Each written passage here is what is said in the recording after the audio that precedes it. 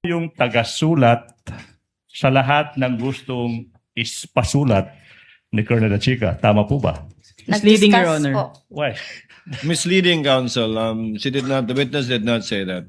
She said she was getting inputs from Colonel Achica. Your Honor, that's a follow-up question, Your Honor, please. That's a follow-up question. So I'm confirming with her that it was Colonel Chica who told her what to write, what to input. That's the question, Your Honor, please. On the basis of her previous answer, that it was with the inputs of Colonel Chica. So that's a question by itself, Your Honor, please. A follow-up question.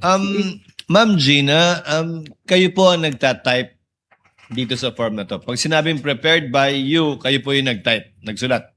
Ako po ang nagsulat, Your Honor. Pero kinukuha niyo po yung sinusulat ninyo mula kay Colonel Lachica. Kumukuha po kayo ng input sa kanya kung anong itatype o isusulat niyo dyan. After we discuss po, Your Honor. Sige. Pagkatapos niyo mag-usap ni Colonel Lachica.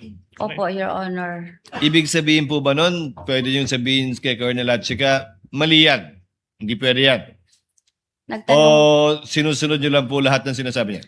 nangutana ako sa iya, Your Honor, kung unsa na, Your Honor, o nganong ka na ang gastuhon, Your Honor. Asa na, paunsa na siya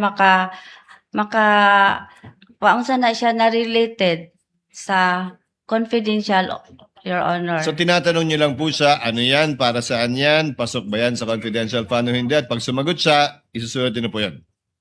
Kung masatisfy ko po sa iyang i-explain sa ko, Your Honor. Pag na-kontento kayo sa paliwanag niya, ilalagay niyo pa.